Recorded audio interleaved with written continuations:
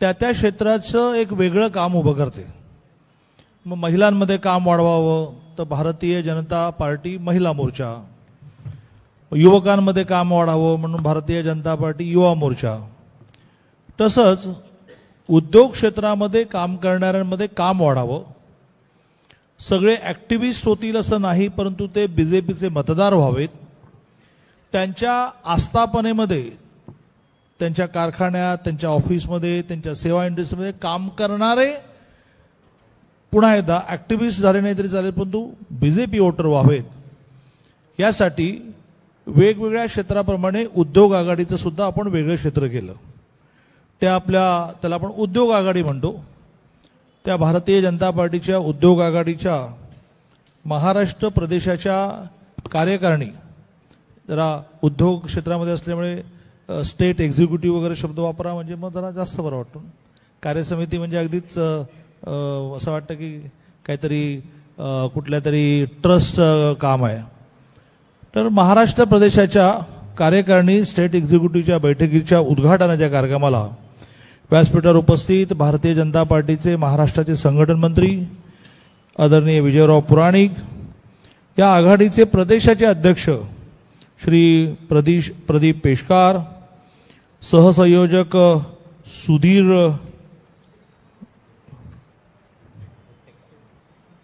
काय अक्षर आहे रे वा वा सुधीर उत्तेकर, सहसंयोजक सौ अर्चनाताई वाणी, पश्चिम महाराष्ट्र संयोजक माझे परम मित्र संजय जराणके. खूप आम्ही पार्टी म्हणून बरोबर काम केलं आहे, इंडस्ट्रीच्या समस्या सोडवायला काम केलं आहे. पुणे शहराच्या संयोजक, एक महिला किती ॲक्टिव्ह असू शकते इंडस्ट्री म्हणून सुद्धा आणि एखादं संघटन म्हणून सुद्धा, याचं उत्तम उदाहरण अमृताताई देवगावकर. खरं म्हणजे आपण सगळेच जण मान्यवर आहात, कोणाचीच इंडस्ट्री 100-200च्या कामगारांच्या खालची नाही, बरोबर ना. समजा ताईंचं हॉस्पिटल असेल, बहुतेक इंडस्ट्री आहे, किती कामगार आहेत, कामगार किती आहेत, हां म्हणजे 50, 100, 200. आता मी एका साधारणतः माझा एक प्रयत्न असतो की कार्यक्रमाच्या बरोबरीने घरोघर जाऊन भेटणं. तर आता एका इंडस्ट्रियलिस्टकडे गेलो तर मी त्यांना आपलं माझ्या कोवतीप्रमाणे म्हटलं की किती 4000 कामगार, ते म्हणले 15000 कामगार. बडवे नावाचे अमृताताई ओळखत असतील, प्रामुख्याने हे करतात, वॉशर करतात. त्या 25 ठिकाणी देशामध्ये कारखाने, 15000 कामगार. आता 15000 कामगारांची मतं त्यांनी आपल्याकडे त्यांच्या रिलेशनच्या आधारे डायव्हर्ट केली तर प्रत्येकी 4 अशी 60,000 मतं. देशभरामध्ये जी 30 कोटी मतं पाहिजे ते 60,000 मतं त्यांच्यावर मिळतील, बरोबर ना. त्यामुळे व्यासपीठावरचे मान्यवर आणि समोर बसलेले सुद्धा 50, 100, 200, 500 कर्मचाऱ्यांचं घर चालवणारे, युनिक प्रॉडक्ट डेव्हलप करून देशाची रिक्वायरमेंट पूर्ण करणारे. काल एका अशाच गृहस्थांच्या घरी गेलो, त्यांच्या नावाचा उल्लेख करणं हे संरक्षण म्हणून, सिक्युरिटी म्हणून सोयीचं नाही. तर त्यांनी देशाच्या संरक्षण व्यवस्थेमध्ये खूप गोष्टी डेव्हलप केल्या आणि त्याच्यातून आपल्या सैनिकांना खूप मोठा रिलीफ मिळाला. उदाहरणार्थ आपण चित्रामध्ये पाहतो की खांद्यावर एक छोटी तोफ असते, त्या तोफेतून ट्रिगर दाबला की एक बॉम्बगोळा बाहेर पडतो आणि एक 3 मजली इमारत उद्ध्वस्त करतो 1 किलोमीटरच्या परिसरातली. तर ती खांद्यावर घेऊन एक तर त्याला नेम धरून उभं राहावं लागतं आणि गोळा सुटला ट्रिगर नंतर की खांद्याला जर्क बसतो. त्यामुळे ते जे सैनिक असतात त्यांचा काही कालावधीनंतर खांदा हा नीट काम देत नाही. तर त्यांनी उभं राहून ती गन किंवा ती तोफच आहे ती छोटी, ती खांद्यावर न घेता खंदकात बसून कॉम्प्युटरने ट्रिगर ओढायचं असं डेव्हलप केलं. आता हे देशाच्या दृष्टीने थोडं महत्त्वाचं, सगळ्या सैनिकांचे खांदे वाचवले त्यांनी. ते असे अतिशय युनिक प्रॉडक्ट भारतात करणारे, अतिशय युनिक प्रॉडक्ट एक्सपोर्ट करणारे सर्व सन्माननीय उद्योग आघाडीचे पदाधिकारी बंधू भगिनींनो, मला याचा खूप आनंद होतो की अशा क्षेत्रामध्ये, ज्या क्षेत्रामध्ये साधारणतः एखाद्या राजकीय पक्षाशी जोडून घ्यायला लोकांना आवडत नाही, आणि ते आवडत नाही म्हणताना मनात प्रेम असतं पण नको झंझट, आपल्याला उद्योग करायचा आहे, आपण एखाद्या पॉलिटिकल पार्टीचे कार्यकर्ते आहोत असं कळलं तर बाकीच्या पॉलिटिकल पार्टीवाले आपल्याला त्रास देतील. तर असं एक उद्योगात वातावरण राजकीय पक्षापासून 2 हात दूर राहण्याचं असता नाही तुम्ही सगळेजण जे जबाबदाऱ्या घेऊन काम करताय त्याबद्दल सुरुवातीला मी आपल्या सगळ्यांचं खूप मनापासून अभिनंदन करतो. प्रदीप पेशकार हेही माझे असे जुने मित्र, त्यांचे भाऊ विद्यार्थी परिषदेमध्ये पूर्ण वेळ होते, त्यामुळे त्यांना मी बराच जवळून ओळखतो. ते ज्या प्रकारे वेळ देत आहेत. अमृताताईंचा उल्लेख मी केला की ज्या उद्योग सांभाळून पुणे शहरासारख्या शहरामध्ये, आता इंडस्ट्रीच्या दृष्टीने नेक्स्ट टू मुंबई नाही, नेक्स्ट टू नाशिक नाही, नेक्स्ट टू औरंगाबाद नाही, त्याच्यावर equivalent to this all city Pune हे इंडस्ट्रीचं हब होत चाललेलं आहे. म्हणजे ते जुनी इंडस्ट्री आहेच, खूप नवीन नवीन प्रोजेक्ट्सना पुण्यात यायला आवडत आहे. हवामान चांगलं आहे, कम्पॅरेटिव्हली क्राईम कमी आहे, तर इंडस्ट्रीला असं वाटतं की युनियनबाजी आणि बंद असलं जरा पुण्यात कमी असेल. त्यामुळे खूप इंडस्ट्री ते वाढते. अशा ठिकाणी अमृताताई काम करतायत. ते प्रशांतचंही मी अभिनंदन करतो, अमृताताईंचंही अभिनंदन करतो, त्यांचं विशेष अभिनंदन करतो. आपण सगळ्यांनी त्यांचा बुके देऊन सत्कार केला की त्यांनी अतिशय चांगली व्यवस्था केली. फक्त मी त्यांना म्हटलं की बा जेवणाच्या आधीच आम्ही तुम्हाला बुके देतो हे गृहीत धरून की चांगलं जेवण मिळणार आहे, तर त्यानंतर आम्हाला बुके देण्याचा पश्चाताप होऊ देऊ नका. तर त्या म्हणाल नाही काही नाही, उलट लोक म्हणतील की अजून एखादं गुलाबाचं फुल दिलं पाहिजे, इतकं चांगली व्यवस्था आम्ही ठेवणार आहोत. त्यामुळे त्या दोघांचंही खूप मनापासून अभिनंदन करतो. माझं वैशिष्ट्य असं आहे की मी कमी वेळ बोलतो, कारण कमी वेळात जास्त मुद्दे मांडले पाहिजे असा माझा आग्रह आहे. 45 मिनिटाचा तास कुठून निघाला आहे मला एकदा शोधायचं आहे, कारण ते 45 मिनिटाचं खरं म्हणजे 4-4.5 मिनिटात मांडता येतं, पण 45 मिनिटाचा झाला तो. आणि त्यामुळे लोकांना असं वाटतं की जसं शाळेमध्ये 45 मिनिटं बोललं पाहिजे तसं भाषणामध्येही 45 मिनिटं आपण बोललो नाही तर आपण चांगला वक्ता नाही असं होईल. तर मी मध्ये मला कोणी चांगलं म्हणावं वाईट म्हणावं यासाठी कामच करत नाही, मला जे पटतं त्यासाठी काम करतो. आणि त्यामुळे कमी वेळात भाषण करताना सुरुवातीला नावं घेतानाच मी अशा प्रकारे घेतो की मला म्हणायचं ते भाषण संपतं.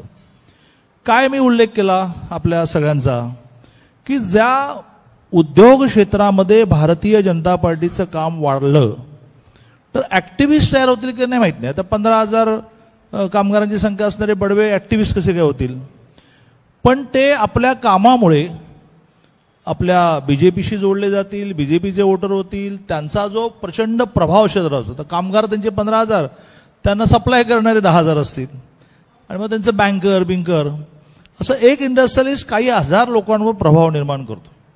आणि त्यामुळे त्या क्षेत्रामधून बीजेपीची वोट बँक वाढवणं हा जो आपला उद्देश असतो, त्याच्यामधलं हे उद्योग क्षेत्र फार महत्त्वाचं आहे की ज्यांचा फार मोठ्या घटकावर प्रभाव असतो.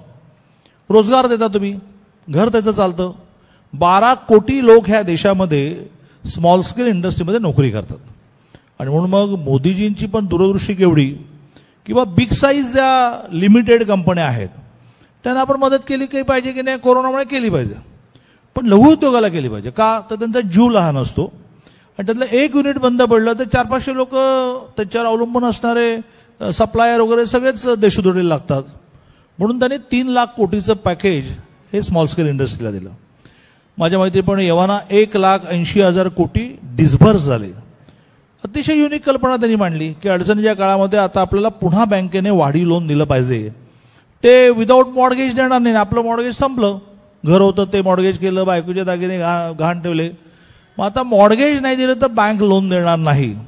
तर मोदींनी युनिक कल्पना मांडली की ते लोन तुम्हीच फेडायचं मात्र, पण त्याला मॉर्गेज द्यावं लागणार नाही, गव्हर्नमेंट त्याला गॅरंटी देईल. का तर त्यातून तो उद्योग वाचला पाहिजे आणि 12 कोटी लोकांचा संसार चालला पाहिजे.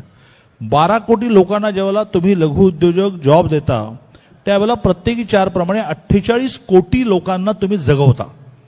असं एक महत्त्वाचं क्षेत्र हे आहे आणि त्यामुळे त्याच्यामध्ये काम वाढणं आवश्यक आहे. विजयरावांनी आपल्याला मांडलं की बा हे काम कसं वाढवता येतं, तर सगळ्यात महत्त्वाचं म्हणजे 2 कारणाने माणूस जोडला जातो. एक कारण असं आहे की त्याचे प्रश्न सोडवणारे तुम्ही आहात असा त्याला विश्वास निर्माण होतो. की बा माझं विजेचं बिल वाढीव आलं, कनेक्शन तोडलं जाणार होतं, मी उद्योग आघाडीला कॉन्टॅक्ट केला, उद्योग आघाडीवाले MSCBमध्ये आमच्याबरोबर आले आणि MSCBने माझं बिल रिवाईज करून दिल्यामुळे, पण तुमची बिलही 1 कोटी 2 कोटी 3 कोटी असतात, तर उद्योग आघाडी माझ्याबरोबर आल्यामुळे माझं बिल मला रिवाईज करून मिळालं. की तो उद्योग आघाडीला म्हणजे त्या उद्योग आघाडी नेत्याला म्हणाला होतो की बा तुम्ही खूप उपयोगी माणसं आहात, माझा प्रश्न सोडवला. कोरोनाच्या काळामध्ये भरपूर समस्या निर्माण झाल्या, त्या उद्योग आघाडीने सोडवल्या तर स्वाभाविकपणे लार्ज स्केलवर उद्योग आघाडीतला माणूस हा जोडला जातो की ह्यांच्यामुळे आपल्याला 50 लाखाचं जे लघु उद्योजकाची व्याख्या होती ती 2 कोटी करून मिळाली. त्यामुळे 50 लाखापर्यंत कॅपिटल असणाऱ्या लघु उद्योजकाला ज्या फॅसिलिटी मिळायच्या होत्या ते 51 लाखवाल्याला मिळत नव्हत्या, कारण तो लघु उद्योजक मानला जायचा नाही. ती व्याख्या जी आहे ती 2 कोटी झाली. आता हा एका माणसाचा प्रश्न नाही सुटला तर अशा करोडो लघु उद्योजकांचा सुटला की ते लगेच बीजेपीला मानायला लागतात, मोदींना मानायला लागतात. काय मोदी कमाल है, बहुत दिनों से डिमांड थी 2 करोड़ तक लघु उद्योग करो, इन्होंने कर दिया. तर अशा बारीक आणि मोठ्या मागण्या घेऊन तुमच्यासारख्या प्रतितयश माणसांनी आंदोलन करणं हे अवघड आहे. पण तुम्ही निवेदन द्यायला जाऊ शकता, सह्यांची मोहीम करू शकता, अगदीच ज्याला म्हणता येईल की थोडंसं चालेल अशा प्रकारचं कलेक्टर कचेरीसमोर एक अर्धा तास का निदर्शनं करू शकता. अशा वेगवेगळ्या आंदोलनातून इंडिव्हिज्युअल आणि सामूहिक प्रश्न तुम्ही सोडवले की भारतीय जनता पार्टीची उद्योग आघाडी त्या उद्योजकाला आपली वाटायला लागते. आणि त्यामुळे महाराष्ट्र स्तरावरचे प्रश्न, राष्ट्रीय स्तरावरचे प्रश्न, आपलं सरकार असल्यामुळे काय झालं, इंडस्ट्रीला जो त्रास आहे त्या त्रासाचं निवेदन आपण दिलंच पाहिजे. म्हणजे उदाहरणार्थ आपलं ॲन्युअल रिटर्न भरण्याची मुदत ही साधारणतः प्रायव्हेट लिमिटेडची माझ्या माहितीप्रमाणे 30 ऑगस्ट असते. तर शक्यच नव्हतं, कोरोनाच्या काळामध्ये सगळंच रेंगाळलं होतं. मग मागणी करणं आवश्यक होतं की हे तुम्ही वाढवा. ती वाढवून 30 ऑक्टोबर झाली. 30 ऑक्टोबरला या अनेकांना असं वाटलं की रिटर्न भरणं नाही शक्य हो, पुन्हा मागणी झाली आणि ते 30 नोव्हेंबर झालं. मग आपण म्हणलं आता कसं आमची रिटर्न आता व्यवस्थित भरली गेली. तर ही साधारणतः होणारच आहे. अशा गोष्टी तर पटकन पिकअप केल्या पाहिजे की हे तर सरकारने मागणी केल्यानंतर सरकारकडे मागणी केल्यानंतर सरकार मान्य करणारच आहे. तर अशा मागण्या मांडणं सारखं, जसं एक मागणी मला आठवतं, म्हणजे बऱ्याच वेळेला मला खूप आनंद होतो की कधी कधी मला असं वाटतं की आपण खूप वर्ष काम केलं, आता आपण काहीतरी वेगळं केलं पाहिजे. पण ज्या वेळेला राजकीय क्षेत्रात असल्यामुळे एखादी गोष्ट मोठी मार्गी लागते त्याला खूप आनंद होतो. मला आठवतं की कोरोना खूप पीकला गेला होता. लघु उद्योजकांना हे पॅकेज मिळालं होतं की तुम्हाला 20% कर्जापेक्षा वाढीव कर्ज मिळेल, विदाऊट मॉर्गेज मिळेल. मग 6 महिन्याचे पहिले 3 महिने, मग 6 महिन्याचे हप्ते नंतर भरण्याची परवानगी मिळाली. तर डिमांड आपली सुरू अशी झाली की ह्या 6 महिन्याचे हप्ते तुम्ही फक्त पोस्टपोन केले. म्हणजे आमचं कर्ज 10 वर्षाचं होतं ते 10 वर्ष 6 महिन्याचं झालं. निदान आमचा ह्या 6 महिन्याच्या कालावधीमधलं व्याज माफ करा. बरोबर ना. तुमची सगळ्यांची डिमांड, पहिली डिमांड अशी आली की ते 6 महिन्याचे हप्तेच माफ करा, म्हणजे बेसिक कॅपिटल आणि इंटरेस्ट. अशीच मोठी मागणी करायची असते, मग काहीतरी हाताशी लागतं. पण शेवटी सरकारने व्याज माफ केलं, ना. आणि आपापल्या बँकांमध्ये आता ते परिपत्र घेऊन भेटा की त्या 6 महिन्याचं व्याज. आता यामध्ये एक अदृश्य रोल मला प्ले करता आला. मी एका इंडस्ट्रीजला कामाला लावलं किंवा साधारणतः महाराष्ट्रामध्ये देशामध्ये असं व्याज सरकारने 6 महिन्याचं कोरोना पिरियडमधलं माफ केलं. तर त्या बँकांना द्यावंच लागेल सरकारला. तर सरकारला किती अमाऊंट द्यावं लागेल. तर महाराष्ट्रात अमाऊंट निघाली 4,000 कोटी रुपये आणि देशामध्ये निघाली ती साधारणतः 30-32 हजार कोटी रुपये. मी जे काही रिलेशनचे आधार आहे त्याच्या आधारे मेलने संवाद सुरू केला की ये बड़ी डिमांड है, इसमें कुछ करना चाहिए. आणि वन फाईन मॉर्निंग ती घोषणा झाली. मला खूप आनंद झाला की आपण भारतीय जनता पार्टीमध्ये आहोत, या पोझिशनला आहोत, त्यामुळे आपली मेल वाचली गेली आणि त्याच्यामध्ये काही दखल झाली. त्याच्या आधी एक मोठा विषय व्यापाऱ्यांचा होता की ही जी 2 कोटीपर्यंतच्या लघु उद्योजकाला 20% वाढीव लोन मिळणार. तर व्यापाऱ्यांचं म्हणणं होतं की आम्हालाही लघु उद्योजक म्हणा, व्यापारी आहोत आम्ही, आमचाही टर्नओव्हर असा आहे. पण ती व्यापाऱ्यांनाही सँक्शन झालं आपल्याला माहिती असेल तर. तर अशा वेगवेगळ्या मागण्या करणं हे आपल्या उद्योग आघाडीचं पहिलं काम आहे. सारखं मागणायचं. आई जसं ते रडल्याशिवाय दूधच देते तसं सारखं मागणं, सारखं पत्रक, सारखं निवेदन, सारखं सह्यांची म्हणून असं करत राहिलं पाहिजे. दुसरा मुद्दा जो विचाराने मांडला की कार्यक्रम केले पाहिजे. मग नवीन उद्योजकांना कर्ज घेण्यात मदत करणे, त्यांना प्रशिक्षण देणे, त्यांचे वेबिनार आयोजित करणे, जगभरातल्या लोकांचे अनुभव त्यांच्यापुढे मांडणे, अशा माध्यमातून आपल्याला हे संघटन वाढवावं लागेल. महाराष्ट्र सरकारने कवडीसुद्धा उद्योगाला दिली नाही. कवडी म्हणजे व्याजही माफ केलं, कर्जावरचं ते केंद्र सरकारने 6 महिन्याचं माफ केलं. केंद्र सरकारने रिझर्व्ह बँकेला फतवा काढला की नाही 20% वाढी लोन द्या. जरा प्रश्न विचारा. तुम्ही फक्त विरोध करता असं म्हणणाऱ्या सरकारला प्रश्न विचारा की जरा तुम्ही काय दिलं तर मला यादी तर द्या म्हणा, की ज्यामुळे कोविडमध्ये जो उद्योजक सफर झाला त्याला रिलीफ मिळाला असं एखादं सांगा ना तुम्ही. आम्ही फक्त टीका करत नाही, आम्ही तुमचं स्वागतही करू, तुमचं अभिनंदनही करू. चला घोषित करा बघू की 6 महिन्याच्या कोरोना कालावधीमधलं वीज बिल आम्ही माफ करू. कारण आम्ही कारखाने वापरलेच नाहीत ना, बंदच होते. मग तुम्ही आम्हाला मिनिमम चार्जेस का लावता? ही मागणी आहे की नाही? तुमची मागणी आहे की नाही? आहे. मग भांडायच्यासाठी देणार नाहीत, यांची दानत नाही, यांना कळत नाही. मागणी ते करायला लागेल ना की 6 महिने आमचं सगळं बंद. पाणीपट्टी 6 महिन्याची आम्ही का भरावी? आम्ही सुद्धा इंडस्ट्रीत जात नव्हतो, वॉचमन सुद्धा थांबायला तयार नव्हता, आणि पाणीपट्टी कशी काय लावता? महानगरपालिकेचे टॅक्सेस कसे लावता? आता ह्याचं महाराष्ट्र सरकारने एक पॅकेज द्यायला पाहिजे ना. मी काढली त्याची कॉस्ट. तर महाराष्ट्रातल्या सगळ्या इंडस्ट्रीला 6 महिन्याचं वीज बिल माफ केलं, 6 महिन्याचं पाणी बिल माफ केलं, आणि त्या ठिकाणच्या महानगरपालिका नगरपालिकांचे चार्जेस माफ केले 6 महिन्यापुरते. ही सगळी मिळून कॉस्ट ही सध्या 8-8.25 कोटीवर जाईल. काय अडचण आहे? करायला आहे ना. पण हे रिक्षावाल्यांना पॅकेज देणार नाहीत, फेरीवाल्यांना पॅकेज देणार नाहीत, उद्योगाला पॅकेज देणार नाहीत. मग काय केलं कोविडमध्ये तुम्ही? तर अशा प्रकारच्या लोकोपयोगी उद्योगोपयोगी ॲक्टिव्हिटी करण्यामधून सुद्धा लोक आपल्याशी जोडतील. आणि त्यामुळे शेवटचं वाक्य की 2014ला मोदींचं सरकार आलं त्यावेळेला आपल्याला मतं पडली 17 कोटी. जागा किती मिळाल्या? दुधगावकर 2014ला मोदींना पंतप्रधान होताना जागा किती मिळाल्या? 282. बरीच माहिती आहे. मतं पडली 17 कोटी. 2019ला ह्या जागा झाल्या 303. मतं पडली 22 कोटी, 5 कोटी वाढली. आता आपल्याला 2024ला ही मतं हवी 30 कोटी आणि जागा हव्या 400 क्रॉस. आता तुम्ही म्हणाल की 272लाही पंतप्रधान होता येतं, तर यांना 400 का हव्यात? का हव्यात 400 का हव्यात? काही कायदे असे आहेत की ज्याला 3/4 मेजॉरिटी लागते. ती संख्या जाते 400 ऑड, 400 क्रॉस. आता 400 काय हवेतून येतील का? त्याला मतं लागतील 22 कोटीची 8 कोटीने वाढवून 30 कोटी. ही कुठून येतील? उद्योग आघाडीने चांगलं काम केलं आणि त्यामुळे नव्याने 10-20 लाख मतं उद्योग आघाडीने जोडली. मगाशी म्हटल्याप्रमाणे नॉट ॲक्टिव्हिस्ट, किमान वोटर. मग महिला मोर्चाने वाढवली, अनुसूचित जाती मोर्चाने वाढवली, मेन फादर बॉडी आहेच कोऑर्डिनेशनला. असं करत करत करत महाराष्ट्रात आणि सगळ्या देशामध्ये 8 कोटी मतं वाढवायची असतील तर आपल्याला लोकांचे प्रश्न सोडवता लोकांना उपयोगी पडता लोकांना भारतीय जनता पार्टीच्या कमळाशी जोडायला लागेल. आपण सगळेजण हे कराल अशी अपेक्षा व्यक्त करतो. आजचे प्रस्ताव मी पूर्ण वाचून काढले. तर मला देवेंद्रजी आज महानगरपालिकेतल्या काही कामांचा आढावा घ्यायला आलेत.